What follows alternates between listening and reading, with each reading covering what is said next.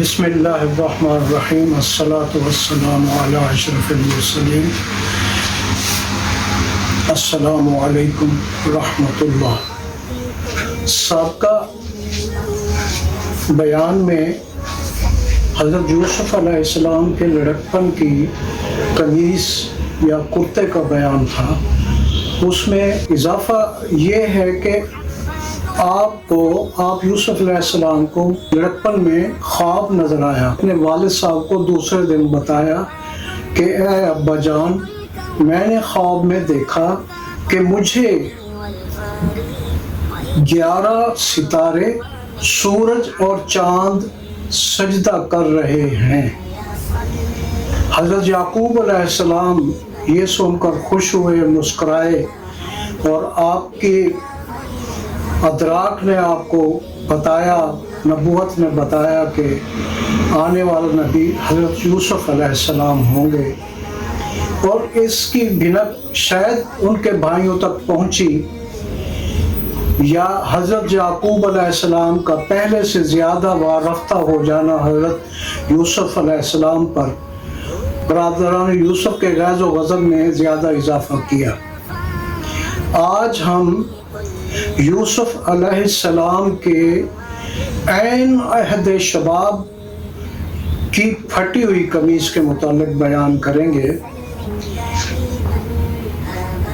زلیخا اپنی جوانی کی تمام رعنائیوں اور ہار سنگار کرنے کے بعد یوسف علیہ السلام کو بلاتی ہیں اور دروازے بند کر دیتی ہیں، مقفل کر دیتی ہیں، اور دروازے بند کرنے کے بعد دعوت دیتی ہیں کہ اب آ بھی جا۔ یوسف نے جب یہ دیکھا اس کی ایسی حرکت پر، تو انہوں نے فرمایا کہ اللہ کی پناہ کہ میں آپ کی اس بات کو مانوں، وہ اللہ جو آنکھ کی خیانت کو بھی جانتا ہے اور دلوں کے راز کو بھی جانتا ہے، میں ایسی حرکت کروں۔ اور میں تو ایک زر خرید غلام ہوں عزیز مصر کا، مجھ سے آپ یہ توقع کرتی ہیں کہ میں اس کی امانت میں خیانت کروں گا؟ یہ نہیں ہو سکتا۔ یہ الفاظ سننے تھے کہ زلیخا کو خوب غصہ، ندامت اور چڑچڑاہٹ سوار ہوئی اس کے ذہن پر، اور وہ شیرنی کی طرح بکھر گئی اور حملہ آور ہونے کے لیے حضرت یوسف علیہ السلام کی طرف لپکی۔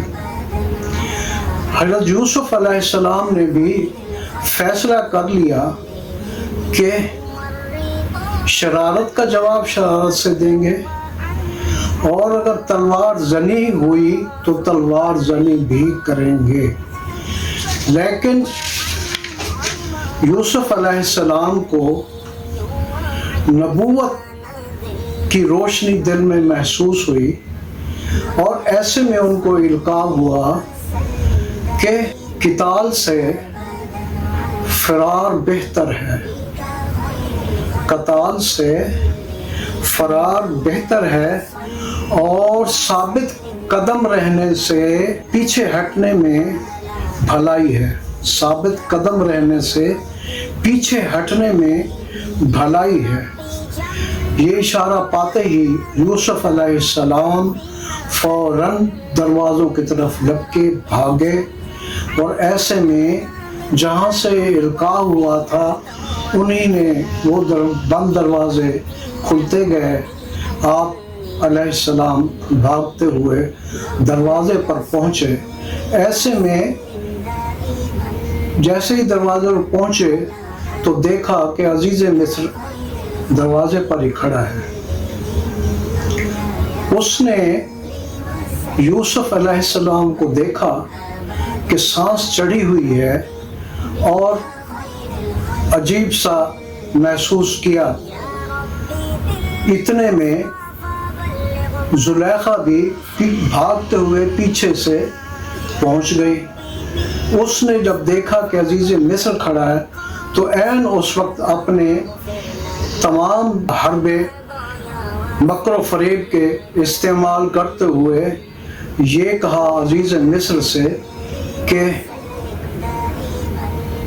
یوسف نے تمہارے اہل پر بری نظر ڈالی ہے، بری کوشش کی ہے، آپ اس کو کیا سزا دیں گے؟ لیکن اس کی زبان اور اس کی حرکات یا سامنے سے جو نظر آنے والی شباہتیں تھیں وہ میچ نہیں کر رہی تھیں، یا یہ کہہ لیجیے کہ باڈی لینگویج اور اس کی زبان میچ نہیں کر رہی تھی. عزیز مصر شش و پنج میں پڑ گیا کہ معاملہ کچھ عجیب سا ہو رہا ہے. اتنے میں زلیخا کے چچا زاد بھائی آ گئے. وہ بہت دانشور، مدبر اور معاملہ فہم شخص مشہور تھے. انہوں نے آتے ہی بھانپ لیا کہ معاملہ کچھ ایسا ہے. انہوں نے عزیز مصر سے کہا کہ پریشان نہ ہوں زیادہ، آپ یہ دیکھیں کہ یوسف کی قمیص اگر آگے سے پھٹی ہے تو زلیخا سچی، یوسف جھوٹا، اور اگر یوسف کی قمیص پیچھے سے پھٹی ہے تو زلیخا جھوٹی، یوسف سچا. دیکھا گیا تو قمیص پیچھے سے پھٹی تھی. اس طرح پیچھے سے پھٹی قمیص حضرت یوسف علیہ السلام کی سچائی کی منہ بولتا ثبوت ثابت ہوئی. اور عزیز مصر نے زلیخا کی طرف دیکھتے ہوئے کہا کہ یہ تو عورتوں کا مکر و فریب ہے، یہ تو عورتوں کا مکر و فریب ہے. اور یوسف علیہ السلام کو یوں کہا، اے یوسف صدیق، اے یوسف سچے، اس بات کا کسی سے ذکر مت کیجیے گا ورنہ فضیحت ہوگی، بات بڑھے گی، اس کو یہیں رہنے دیں. ہم نے قمیص کے دو حصے گفتگو میں ذکر کر لیے ہیں. ایک حضرت یوسف علیہ السلام کی قمیص رڑپن میں جو حضرت یعقوب کو پیش کی گئی، ایک یوسف علیہ السلام کی قمیص عین عہد شباب میں جو پیچھے سے پھٹی تھی اور عزیز مصر نے دیکھی. اور انشاءاللہ اگلی گفتگو حضرت یوسف علیہ السلام کی قمیص، جب انہوں نے اپنی قمیص اپنے والد محترم کی طرف بھجوائی کہ یہ میرے باپ کے منہ پر ڈال دیجئے. انشاءاللہ. جزاکم اللہ خیر و احسن الجزا.